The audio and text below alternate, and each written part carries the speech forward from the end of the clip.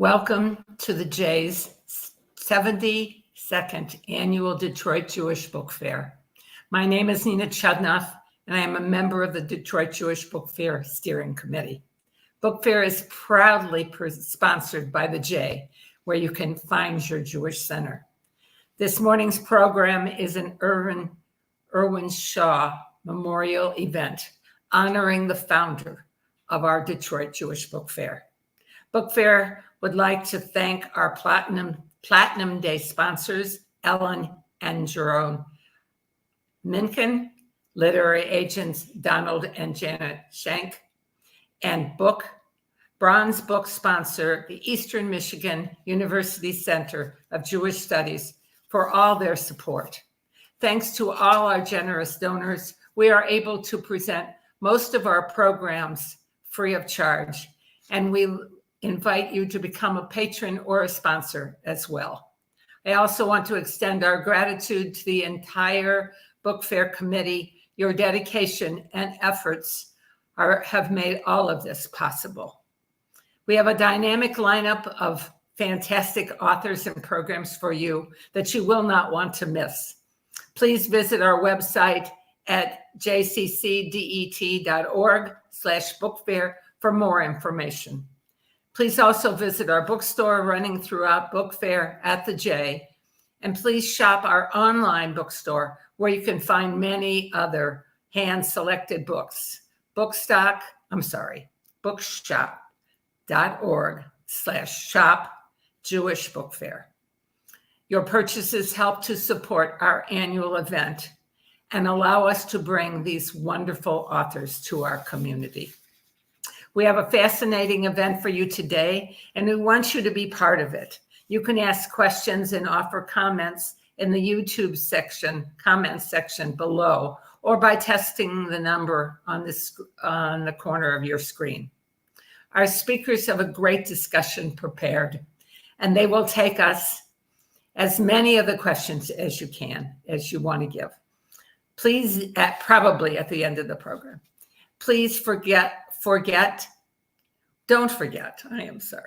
Please don't forget to like our video, subscribe to our channel, and click on the reminder bell. That way you won't miss any of these virtual events that are so fantastic. It is now my pleasure to introduce today's guest. Yonah Jeremy Bob is an author, an Israeli-based journalist who has worked at the Jerusalem Post since 2012 and currently serves as senior military correspondent, intelligence analyst, and literary editor. He frequently lectures in Israel and the United States on security, spy wars, diplomacy, and politics. Ilan Evyatar, is the former editor-in-chief of the Jerusalem Report magazine and a former news director, columnist, and senior contributor at the Jerusalem Post. He has edited and translated several books and has worked as a speechwriter and ghostwriter. Born in Israel and raised in London, he has interviewed a wide variety of top intelligence officials, as well as leading political, business, and cultural personalities. Don Schenk has been a member of the Metropolitan Detroit Jewish community since 1991. He is a retired U.S. Army officer who has served 33 years in the United States, Europe, and Southwest Asia. He and his wife lived in Israel from 2012 to 2014, when a post-military work assignment took him there to work closely with the Ministry of Defense and the IDF. Book Fair is grateful to all three of you for being with us today.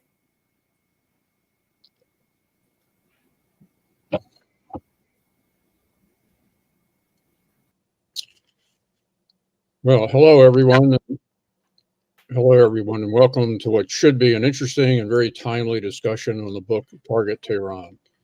This very contemporary work, released in September of this year, weeks before the brutal attack by Hamas on Israel on the 7th of October, describes a number of unique aspects of Israel that usually are not very visible to you our audience, our friends in Israel and around the world.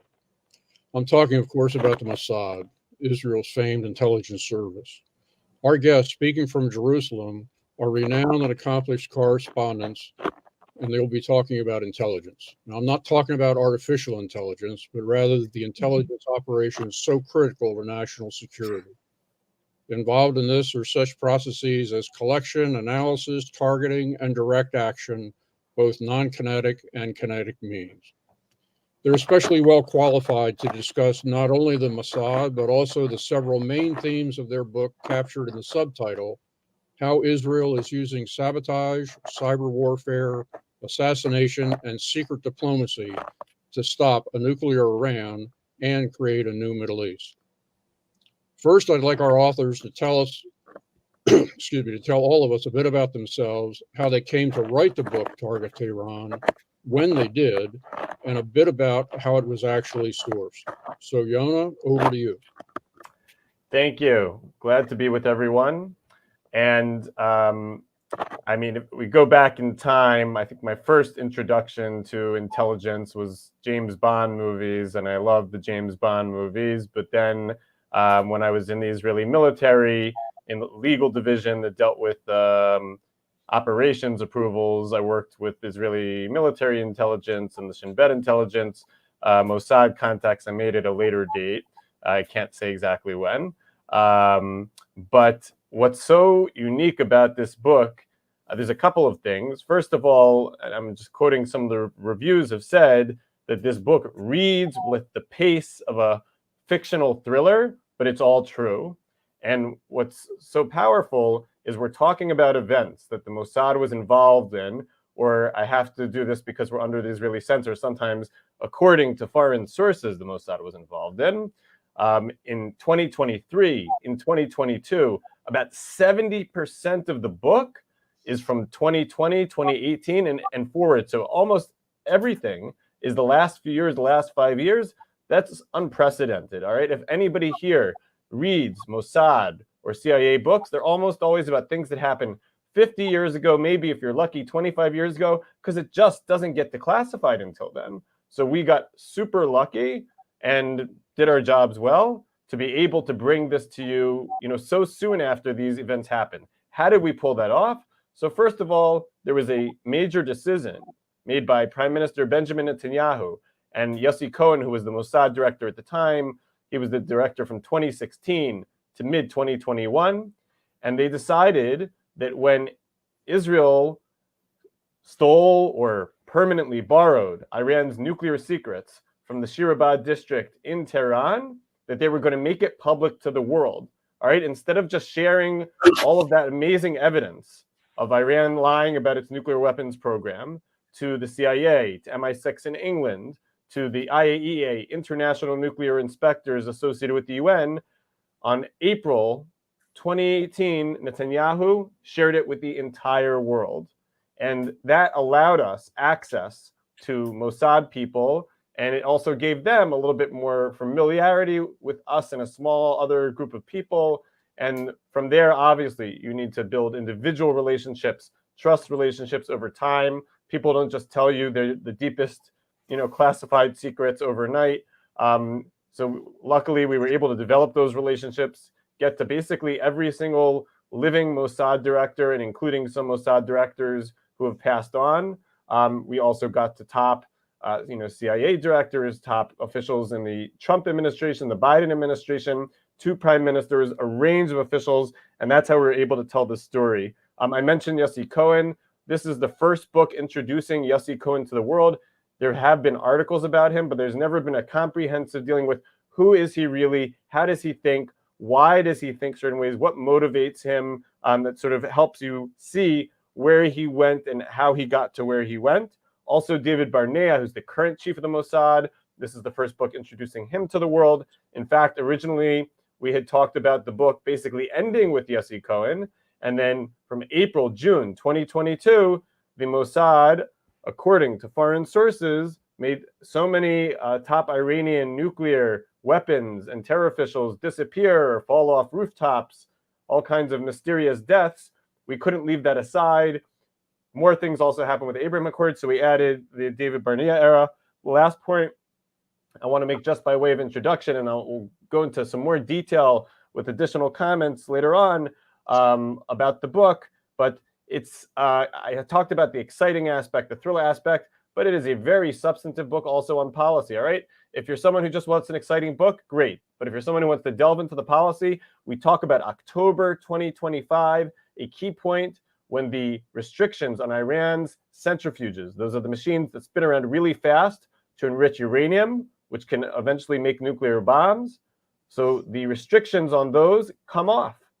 And so even if the Biden administration goes back into a nuclear deal, the JCPOA or a 2.0 version of it, between now and then, by then, basically some of the key restrictions will have removed, and Israel will need to make a decision around then. Does it need to do a preemptive strike? Or will the world push Iran further away from the nuclear threshold that it's already standing on? Well, that was certainly very, very interesting. And I look forward to hearing some additional questions and comments from our audience about some of the points that you've raised. This is a fascinating subject, everything having to deal with nuclear Iran. And it's obviously quite contemporary. So, Yoni, I really do appreciate everything that you had to say there. Ilan, I'd like to hear from you, and maybe you can fill in some of those areas of expertise that you were particularly involved with in the production of the book Target Tehran. Sure. As Yonah said, intelligence work goes beyond the James Bond stuff, beyond the glamour, the assassinations, the cyber operations, sabotage, and all the mundane intelligence gathering. And one aspect of the Mossad's work that people are less aware of is its involvement in behind-the-scenes diplomacy with countries that Israel does not have ties with. So, as Don noted, the book is also about changing the Middle East. So, in the context of our book, this is Target Tehran. This is relevant to the building of the Abraham Accords that was signed between Israel and the UAE and Bahrain, and with the backing of Saudi Arabia in 2020, and later with Morocco and Sudan. We interviewed former heads of Tevel, which is the Mossad division that is responsible for ties with foreign intelligence agencies, and through that with countries with which Israel does not have diplomatic relations, to gain a picture to gain a picture of how those relations were built, and how Israel built up ties with the pragmatic Sunni Gulf states over a period of 2 decades, going back to the tenure of Meir Dagan as Mossad director, until the point where trust was built up, and these covert ties crossed the line to full normalization. We spoke as well with several Israeli intelligence officers lower down the ranks who were involved in building up those ties, and of course with Yossi Cohen, who Yonah has already mentioned, and who was basically the one to push this deal through. We also spoke to top Israeli political sources and US officials from the Trump administration who were instrumental in brokering the deal, including Jason Greenblatt and Avi Berkowitz and others. And I think now, it's something we'll go into a bit later. The big question now, post the October 7 Hamas attack, is how stable are those ties in the wake of the war and a possible wider regional confrontation. And the elephant in the room really is what is going to happen with Saudi-Israeli normalization, which prior to the war appeared to be a question of not if, but when. So Iran has boasted that the war has killed that deal, and indeed the timing of the attack can be seen in the context of the negotiations that were ongoing and the competition between Israel and Iran. And that is a subject I will come back to later on. Well, that was certainly very interesting. And the thing that really struck me about this book, as I alluded to earlier, was how exceptionally well sourced it is. And I would encourage anybody who's really interested in these topics to delve into this book and appreciate the hard work and the connections and the relationships that our two authors were able to make in order to produce such a compelling book. And it really is quite compelling. Now, Yonah, when we consider Iran, its nuclear program, the threats to Israel and the world, what are the true main points that our audience needs to really know and understand? Specifically, what is the true nature of the threat that Iran poses, the actions taken by the Mossad, and the significance of their revelations to Israel and the world? Right. So I want to thank you. I want to come back to what I'd say is sort of like the founding story, centerpiece story that our book starts with in chapter 1. We call it the heist. I referred to it a little bit before, when the Mossad actually takes not just like a thumb drive, but the physical files, the physical original files of Iran's nuclear secrets, bucket loads, bookshelf loads in trucks away from Shirabad. And I just want to describe it a little bit in terms of, it gives you a little bit of the tone, the feel for the book and some of the things we describe. And then I'm going to come back from there to the substance. But basically, the Mossad was following Iran's nuclear secrets all the time. And so, in fact, although Iran had a really good idea that they were going to move all of their hidden secrets into an abandoned warehouse, they said, we don't want it on a military base where the United States satellites are watching all the time, Israeli satellites are watching all the time.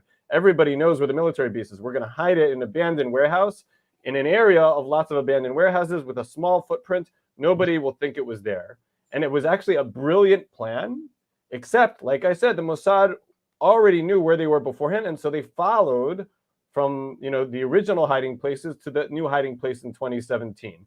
Again, this is in 2017, a year and a half after the deal. Iran is actively moving around and hiding the secrets. And then the Mossad, did fantastic, spy work to figure out the electrical systems, to shut off the alarms, to hack into the security feed. There was a woman who we described who kept walking around in her hijab and changing her outfit all the time so people wouldn't realize it was the same woman, and she just walked by holding like a handbag or something like that inside had some sort of special technological device that could take photos even though it was inside the bag. So they knew exactly when the security guards were there, when they left, when there were fewer of them. And when I do an in-person audience, I let people guess about how long do you think it took the Mossad to do this? Usually in the movies it takes they only have 2 minutes or 90 seconds, 60 seconds, and then people come and they're going to arrest them. And they spent 6 hours and 29 minutes. They did their research so well. They shut down all of the security things so well that they had that amount of time to go through the physical files. And then they took flamethrowers, which they knew needed to go up to 3,600 degrees in order to cut through the safes. They had practiced cutting through those safes, the same kinds of safes, in a different country. And then they put them in the trucks, and then they had tons of different trucks that all looked identical going in lots of different directions to confuse the Iranians. And then my favorite part, I have to say, again, according to foreign sources, basically the Mossad, and this is the brilliance of the Mossad, it's not just assassinations, it's ingenuity and audacity. They got Iranians themselves to smuggle their own nuclear secrets out of the country. All right, there's a border of Azerbaijan with Iran, and they got drug dealers, basically, who have a don't ask, don't tell rule. You pay the money, we'll smuggle out for you. So these Iranian drug dealers basically smuggled the secrets out. And what that did was, not only did it give sort of the smoke, the fire, for the smoking gun for Trump, who was the president at the time, to pull out of the nuclear deal and put his maximum pressure campaign on Iran. And you can talk about whether it was effective or not effective, but it definitely put pressure on Iran for a time period. But it also led, more importantly, I think, the IAEA, right? Those are the neutral UN nuclear inspectors who usually just want to get along with whoever they're inspecting and not shake the boat. It led them to be tough on Iran. And that continues to this day, right? To this day, one of the main reasons there hasn't been a return to the nuclear deal yet is Iran says, we won't return unless, the United States and the world orders the IAEA to just get rid of its probes. And the IAEA says, we have too much evidence from the Mossad, too much physical evidence. We can't ignore it.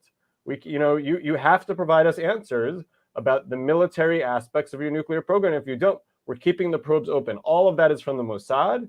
And in fact, in 2020, because the Mossad had given this information to the IAEA held one of two votes where it condemned Iran for the first time in 8 years.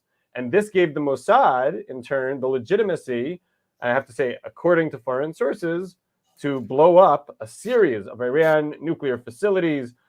July 2020, the facility at Natanz, a second facility at Natanz in April 2021, another facility called Karaj in June 2021. We could go on, and the legitimacy for all of this goes back to that 2018 operation when they got all of this evidence, gave it to the IAEA, and the IAEA said, Iran, you are lying about your nuclear program. You need to come clean. Because they haven't come clean even until today, that has given the Mossad the continued legitimacy to carry out operations. I want to just move over. I know we talked offline about some other parts of the Mossad's war and Israel's war against Iran. For example, the cyber warfare. And it's a little bit complicated to say exactly how it works. Some things I know and I can't say, and some things even I don't know. But we'll just go over a couple of the main things that happened in the book. April 2020, Iran tries to hack Israel's water sector. If it had been successful, it could have poisoned Israel's water sector with a large amount of, too large amount of chlorine. And Israel is able to stop it after Iran had some kind of initial success. That's sort of how we knew. And Israel responds with shutting down an Iranian port. We also cover in the book Israel shutting down 4,300 gas stations all over the country. Iran tries to hack and has some success with hacking the Shearbeat insurance company and a website called CyberServe and Atraf, which hosted all sorts of social engagements with people from the gay community, from the LGBT community. And so they were not successful the same way Israel was able to actually shut down sort of physical things like a port, like gas stations all over the country. But Iran was trying to get information that it could use in order to get into other more sensitive areas, in order to blackmail people. So Iran has had some success. And how does all of this back and forth happen? Sometimes Israel is able to do it from a distance. Sometimes they can jam up a network just by overloading it with traffic. Sometimes they can use, what's called phishing, where they, people do it, to all of us on the bad side, so to speak. They make a very authentic looking link or, appeal, and somebody clicks on it and it gets into the system. Sometimes if you have what's called an air gap for a very sensitive facility, then you actually need somebody on the inside. There have been times where Israel had somebody on the inside, had some sort of access to the inside system. And once they do that, then that relays back to the Mossad or somebody in Israeli military intelligence. And from there, then they're able to take over the network. So there are a variety of ways. It's not one tool. There's a wide toolbox that Israel would use for that.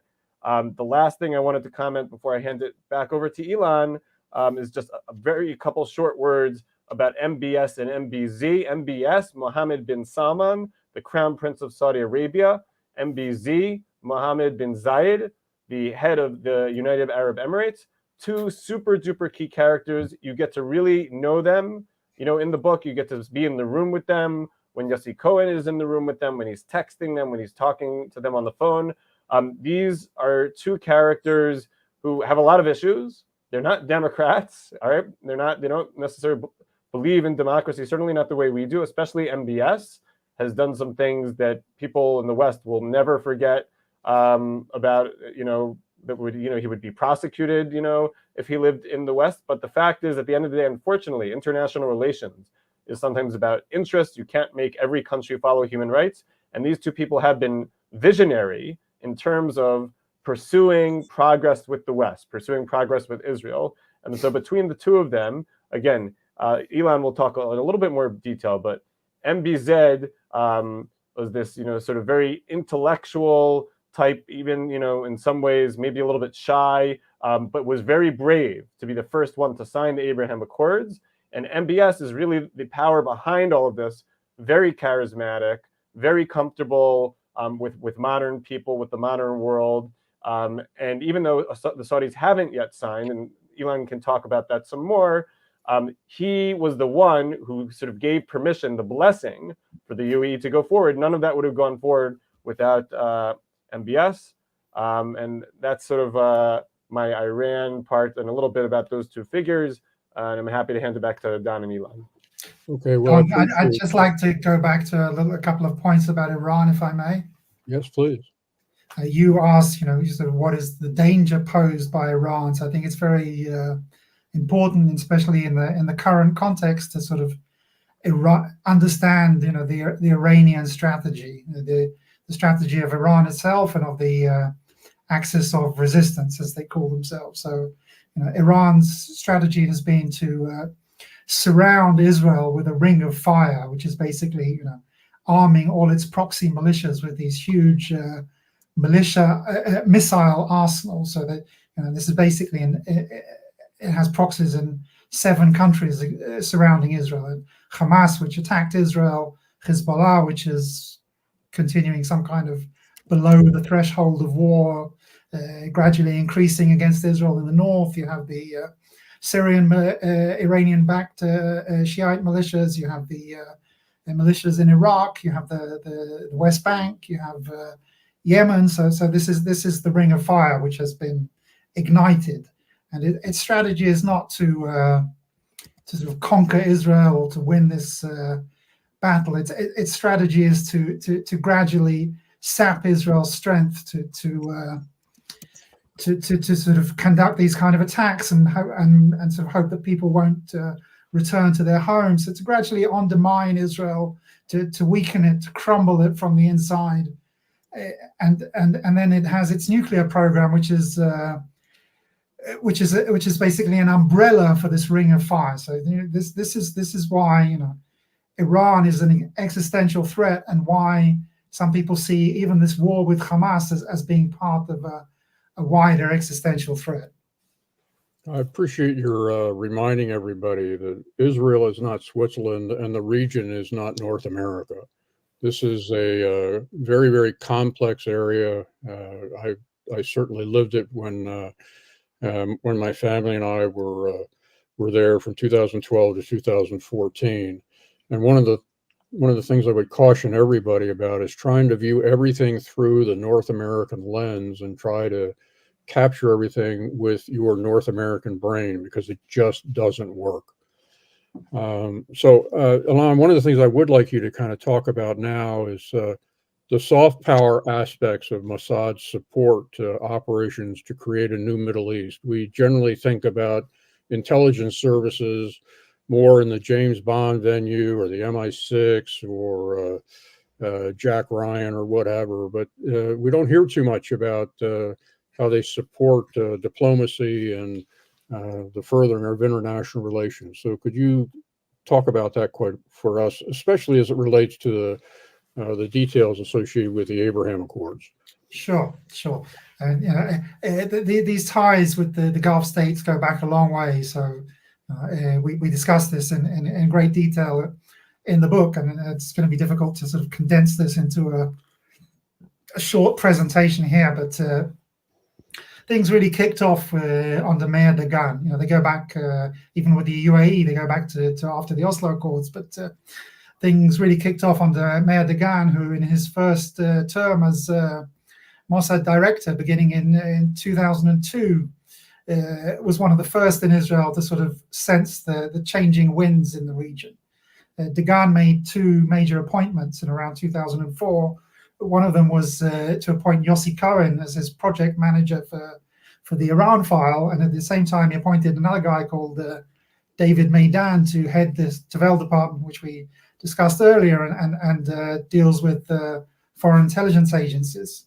So Dagan wanted Maidan to sort of sniff out opportunities in the Gulf, and he very quickly identified the UAE, as Yonah briefly mentioned, as a country with a daring and sophisticated leadership that would be willing to take risks and he called them sort of way ahead of everyone else. He made contacts initially with the UAE's national security advisor, Hamza bin Zayed, part of the bin Zayed ruling family, and they held a number of meetings in Europe, in European capitals. And after about a year of contacts, he was invited to Abu Dhabi along with Dagan. They were invited then to the UAE, and they sort of went incognito, took a flight to another third country, changed planes and whatever, and they were picked up there, and they were taken to the royal palace and met with members of the royal family. And Maidan said, he told us in an interview, this was kind of what he called a launch party for ties between the countries. These, however, remained onto the radar.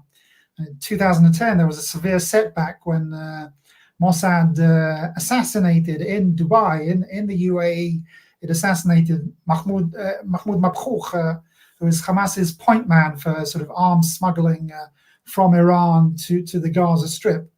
And so this sort of triangle has been going on for a long time, and this led to a breach of trust between the sides. But with a growing fear of a nuclear Iran, with the Arab Spring, with the emergence of ISIS, of Daesh, which had the Arab monarchies, trembling, to put it mildly, interests eventually trumped their sense of insult.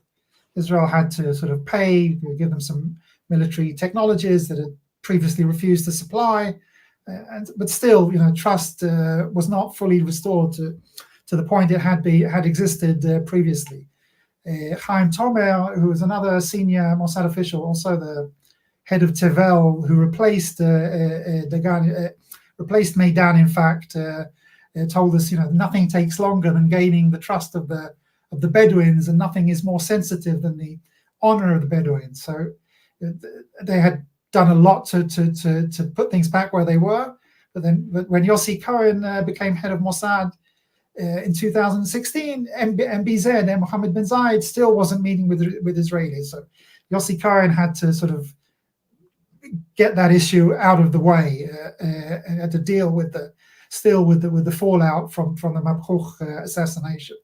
He managed through Mike Pompeo and Jared Kushner. He had built up very tight relations, a very special relationship with Pompeo, and through him he managed to sort of meet with bin Zayed and gradually restore fully that trust. And from there, things really sort of moved into high gear. And we don't have time to go into all the details, and we write about this extensively in the book. But Cohen was now holding regular meetings and corresponding with leaders across the Gulf states, including with Saudi Crown Prince MBS bin Salman, whose support was crucial, as Yonah mentioned. And then there was a series of events in 2020. Basically, the coronavirus began, and Cohen was able, through connections there, to sort of do a kind of trade for medical equipment and supplies from the UAE for Israeli know-how, and that sort of was another major step. He called it coronavirus diplomacy. At the same time, the Israeli government was pushing annexation of parts of the West Bank that it understood to be that it would be allowed to do so by the Trump plan, and this didn't go down very well. And the Emirati ambassador to the United States, Yusuf Ateiba, was a major figure, published an open letter in an Israeli newspaper saying, you can have annexation, or you can have normalization of ties with the UAE. So that sort of from then on, it was kind of tortuous back and forth negotiations. Ron Dermer, the Israeli ambassador to Washington, leading things from there, meeting in separate rooms dozens of times, and in the end, August 2020, they signed the agreement. They crossed the Rubicon and made those ties, which had been pretty much an open secret, made them open, formalized them, and Bahrain a month later, and then Sudan and Morocco as well. But as Yonah said, the Saudis were behind this and giving their permission. So I think the most interesting question right now, and the most important question, is whether Saudi normalization will go ahead given the events in Gaza. Just 3 weeks before the Hamas assault on Israel, MBS gave an interview to Fox News in which he said that every day normalization of ties was getting closer. Now, we don't know if that was the exact trigger for the timing of the Hamas assault. There are several factors that people have discussed, but the fact is both Hamas and Iran have boasted that a Saudi-Israel deal will not happen now. Iran's foreign minister, Amir Abdullahian, said this explicitly, and Tehran is deeply opposed to the emergence of a US-backed regional architecture that would constrain Iran. And senior Saudi officials have also said that killing the deal was the goal of the Hamas operation. So where do the Saudis stand now? The kingdom has condemned Israel's military operation and has not specifically condemned Hamas, but its media have remained moderate towards Israel and have come out harshly against Hamas. The interest for the Saudis to sign a deal remain in place. It has a desire for a defense pact with the US, and in this respect, the American active support for Israel, such as positioning aircraft carriers in the region and posting nuclear submarines armed with cruise missiles, its warnings to Iran and Hezbollah not to get involved, show the advantages of partnering with the US.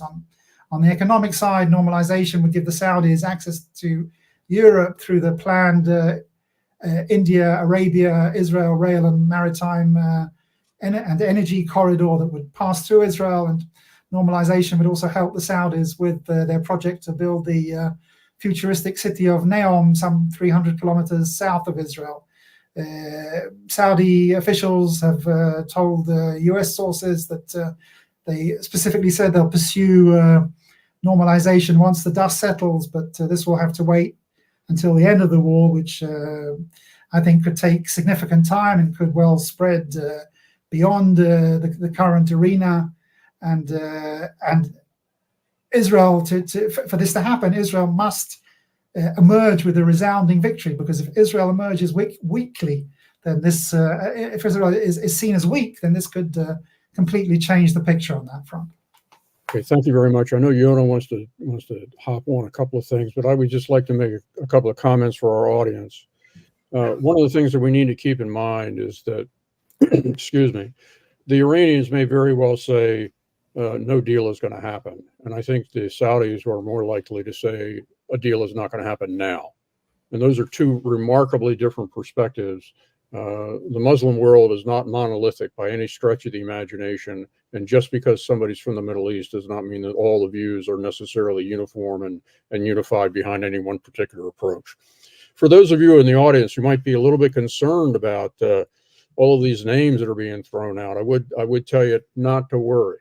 There's a very, very good listing at the very front of the book and at the end as an annex detailing who all these characters are that both Yonah and Ilan have mentioned. So don't be put off by that. This is, in fact, a thriller, as one of our audience members have said, and it is extremely well sourced. So, of course, this is all very interesting. A lot of this is historical in nature, very recent history, I must add, because 2018 to now is only 5 years. But, of course, after the book was published in September, everything changed. So, Yonah, all of us throughout the diaspora are vested in Israel in one degree or another, not only the situation in Gaza, but also in the northern border with Hezbollah in Lebanon and actors in Syria. In fact, U.S. forces in Syria are now under attack by Iran or Iranian proxies. Would you please comment on current operations and how you see them likely to unfold? Yeah. So there's sort of three pieces that I'll talk about, and I'm happy in the question and answer part to go into more detail about all of these.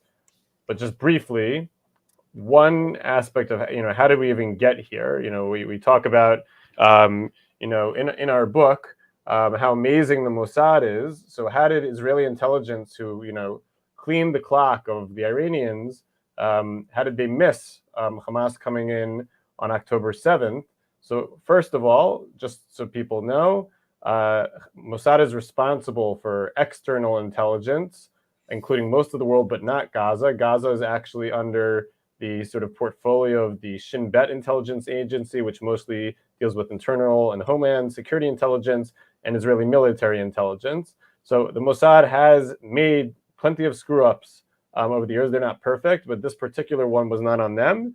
In terms of why the rest of the intelligence community missed it, and I'm happy again to sort of go in if somebody wants to hear more about tactically what happened, but sort of at a big strategic level, what happened was they said, Hamas is so weak. They're so incompetent. The Iranians, we take them seriously.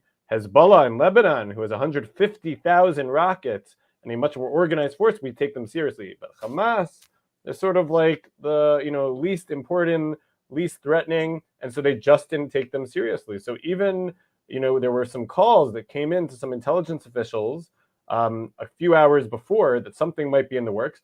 Nobody knew the scope of it,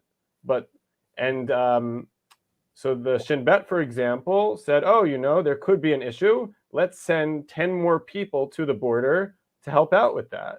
And they probably needed to send not 10, not 100, but maybe like 10,000 troops or at least 5,000 troops if they wanted to effectively stop the 3,000, Hamas people who all came in. And again, in terms of the synchronization, the coordination, I can talk about that afterwards. In fairness to Israeli intelligence, Hamas lured them to sleep, all right? The last time Hamas was in a conflict with Israel was May 2021. There were about a half a dozen smaller conflicts this time. When I say smaller, what do I mean? Islamic Jihad, the second terror group in Gaza, only shot a couple hundred rockets at us, or only 1,000 rockets, and they didn't kill that many people. So Hamas stayed out of those, and when Hamas stayed out of those, Israel logically concluded they're deterred.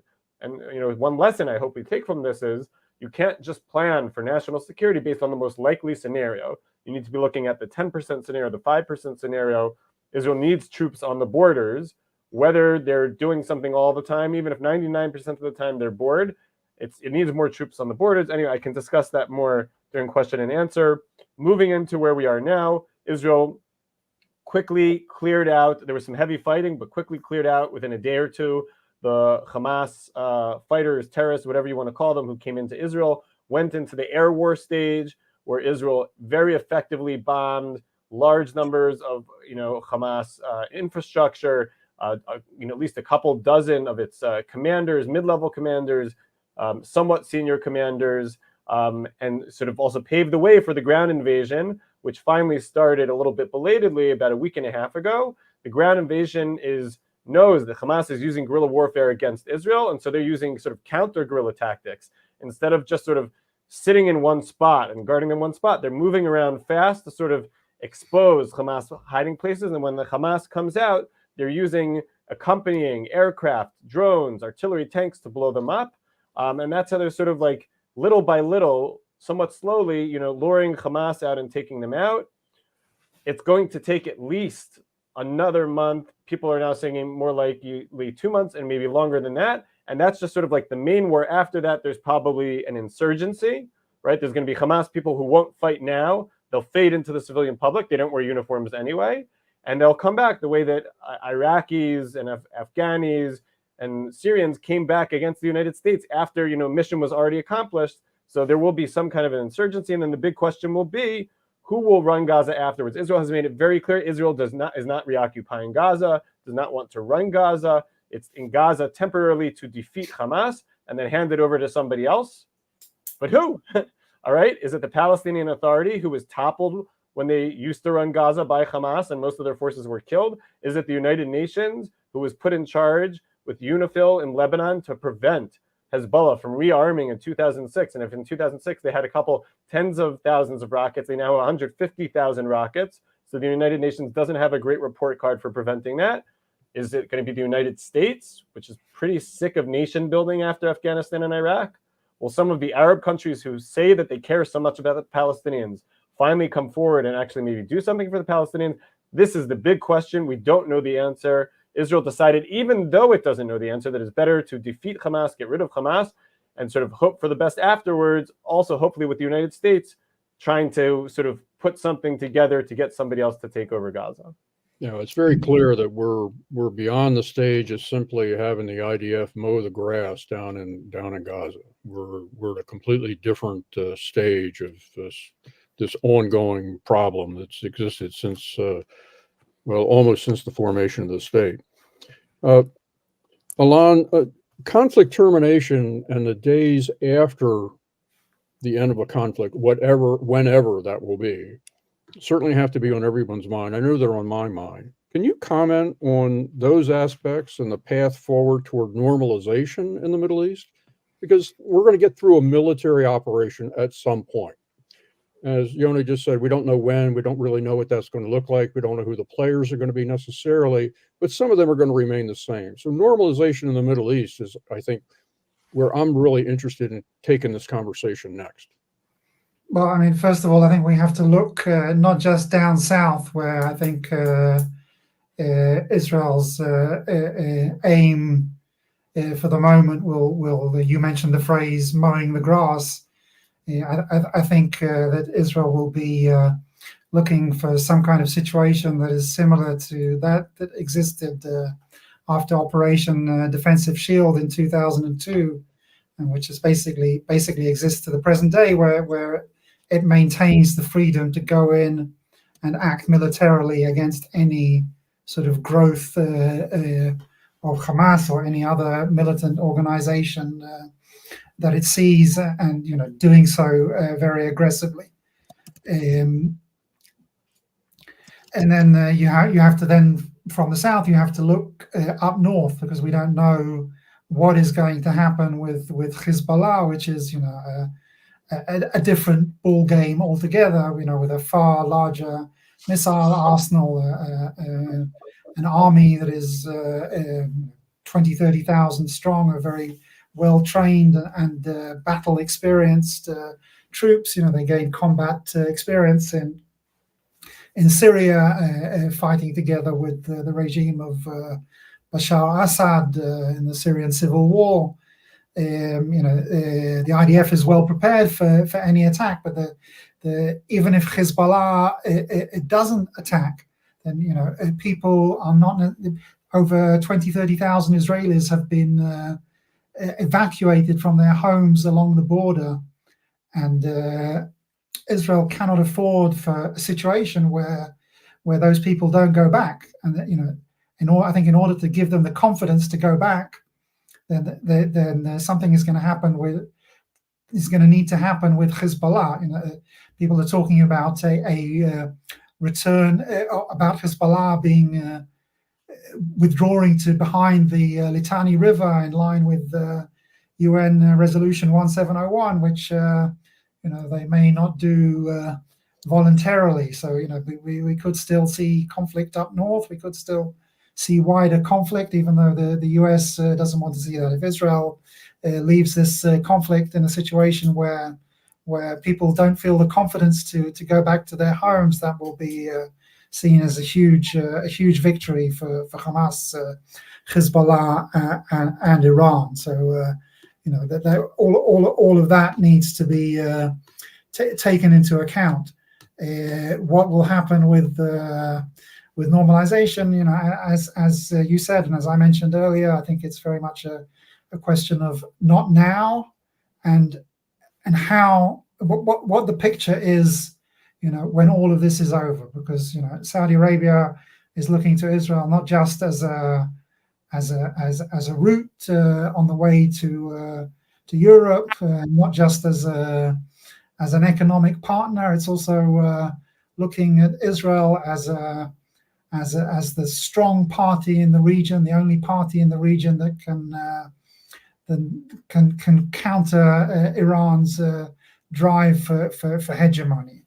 Yes, I know I was struck by this book and everything dealing with the economic and the business and the diplomatic aspects of it, of just how much it is in everybody's interest in the region, except for one power, that this normalization take place.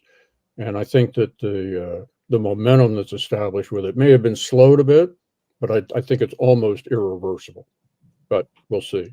We did get a question from the audience that I'd like to pass over to Yonah. It says, we know of Iran's relationship with Hamas, but what is Iran's relationship with the Palestinian Authority? Yeah, so it's an interesting question because in the past, when people remember Yasser Arafat, who was the head of the Palestinian Authority for decades, he had a deep relationship with Iran. In fact, my second book, A Raid on the Red Sea, describes extensive contacts between Arafat and Iran, a large plot called the Karen A plot, where they were going to send 50 tons of weapons and Katyusha rockets to blow up Ashkelon and Ashdod. This is at a time where there was no Iron Dome in 2001, 2002. But today, Iran does not have direct connections with the Palestinian Authority. Mahmoud Abbas, there are plenty of issues with him. He hasn't been courageous enough to cut a peace deal. He sometimes publishes sort of sideways Holocaust denials or Holocaust reductions. He goes after Israel before the International Criminal Court, but he himself has kept his hands clean of violence, and so he has kept Iran at a distance. That's one of the few good things about him and the Palestinian Authority.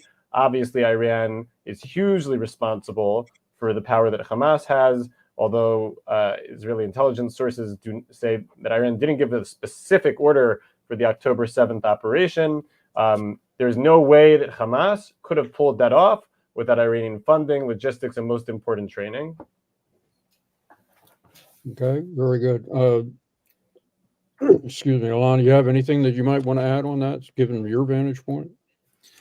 On the Palestinian Authority in Iran, I think Yonah covered that. I think one of the things we had discussed was, what are the roots of Iran's hostility and animosity to Israel, and why it's important for the West to marginalize Iran. So, I mean, Iran's hostility to Israel is based on basically two things. And when I say Iran, we mean the Islamic Republic of Iran, because Iran, secular Iran under the Shah, and Israel up to 1979, when the Islamic Revolution happened, were best of friends. So, all this is really a post-1979 development that is connected to the Islamic Republic. In fact, one of the people we talked to said that the Israeli-Iranian conflict is really an artificial conflict, and the Iranian-Sunni conflict is a much deeper conflict with deep historical roots. So, Iran sees Israel as a threat to its hegemony, and its Islamic ideology is rooted in visceral anti-Semitism, in deep theological reasons. In fact, one of the first things Iran did after the first things Ayatollah Khomeini did after the revolution was the first foreign leader he invited was Yasser Arafat, who Yonah mentioned, the head of the PLO and later the Palestinian Authority, and he gave him as a gift what was the Israeli embassy, and Arafat stood on the balcony to a cheering crowd of tens of thousands, and they sort of bade, today Iran, tomorrow Israel. And Khomeini promised Arafat that as soon as he had sort of solidified and established the revolution, the march to Jerusalem would begin. So this is where things really started. But Iran is not just an enemy of Israel and the Sunni states. It is a highly destabilizing country that sits on the world's major oil route. It has formed ties with Russia, with President Putin. It's supplying Russia with arms for its campaign in the Ukraine. It's supplying it with these thousands of UAV suicide drones that we see attacking Ukrainian cities on an almost daily basis. It's part of an axis together now with Russia and China. So this is also an energy war, it's intensifying into this Cold War between these blocks. it's aiming part of this group that seeks to undermine the West. So this is not just our problem, not with Iran and not with radical Islamism. These are both things that the West should be very concerned about. Yeah, and I think that's one of the reasons why, certainly in this country, there's been a push now to tie the several aid packages together as a unified approach, because we are very, very much concerned about what's going to happen. So Matthew has posed a question: how much control over Hamas does Iran actually have? And I'll do a jump ball here between the two of you to see who wants to answer that. Yonah, you want that, or you want me to get it? I can do it, Okay. but feel free to add afterwards. Okay. So I'm going to connect this in a little bit to, I gave the answer before about the intelligence failure, the strategic issues. I'm going to sort of work this in a little bit to what did Hamas do that I do not think they would have been able to do without Iranian training, that led to tactical failures by Israel that led to October 7th happening. The basic answer is Iran gives Hamas tremendous funding, logistics, training. It does not control it. Okay, unlike Hezbollah, where they actually gave Hezbollah an order, basically in the first 24 hours of the war, it said start provoking and do more. They can't necessarily give direct orders to Hamas, but obviously when you're getting the huge amounts of funds and logistics and training that they're getting from them, there are strings attached. They're expected to do certain things. And so part of what they were able to do, which, the results were horrible and monstrous, but from a military perspective, it was brilliant synchronization, right? So basically Hamas fires about 2,000 rockets all at once. To give you an idea, these days, about every day, Hamas is firing about 50 to 100 rockets a day. So only 50 to 100 rockets a day. That's the world we live in when we have to refer to it as only. But the point is way less. Right? 2,000 rockets had never been fired all at once against Israel. The most, I think, had been a couple hundred in a day or something like that. So Israel was completely freaked out by the rockets. Israel's thinking rockets, rockets, rockets. At the same time, Hamas sends in 36 drones, kamikazes, into Israel's sensors on the border, Israel's lookout points. They send motorized hang gliders. Try to Google motorized hang glider in Gaza. You'll find basically nothing. Nobody saw that coming. Low footprint, basically not detectable. There's videos of them manually dropping bombs on sensors and lookout points. So Israel's suddenly blind, and it doesn't know it's blind because it's thinking rockets, rockets, rockets. It's not looking at the border. Then Hamas sends forces into two distinct points. Israel starts to hear about it and says, wait a second, I thought this is rockets, rockets, rockets, but it's also there's some sort of small invasion in these 2 points. What's that about? And right as Israel's starting to get used to that, Hamas invades in 27 other points, basically almost all at the same time. And then Israel has no idea what's going on. Is this fake news? Can it all be true? How can they be in so many places? And it takes about 2 or 3 hours until Israel is able to send any real significant reinforcements. By then, most of the 1,300, 1,400 people are already killed. That level of synchronization is from Iran. Again, the order to do it that specific day did not come from Iran, but that Iran would be pursuing something very aggressive with lots of coordination and training that Iran will give Hamas, sometimes in Iran, sometimes in Yemen, sometimes in Lebanon, all over the place. The idea that Hamas would be expected to do something to justify everything Iran has been putting into it, that there's definitely a huge impact. Yeah, if I could just add, I think Yonah's answer was very comprehensive, but the way Hamas operated is very much in line with the Iranian modus operandi of the way it uses its proxies. They get their funding, their training, their arms, their intelligence, their know-how. All of that comes from Iran, and they discuss strategy together. And we know that many Hamas people have been to Iran and trained there, etc. But and they held all these meetings in Beirut via Hezbollah. But so they discuss strategy, but the proxies get the sort of independence in the timing and tactics and the exact point at which they will do something and the way they will do it. Very, very interesting. We do have another question here that I think, Yonah, you kind of alluded to, and this is any comment, please, about the involvement of the Houthis in Yemen? You mentioned Yemen briefly in your last response. Yeah, sure. So the Houthis in Yemen just jumped into the war in the last week or so. There have been a few instances where they sent either drones or ballistic missiles towards Israel. The Houthis in Yemen are another Iranian proxy. I would say that Iran has greater control over them than it does over Hamas.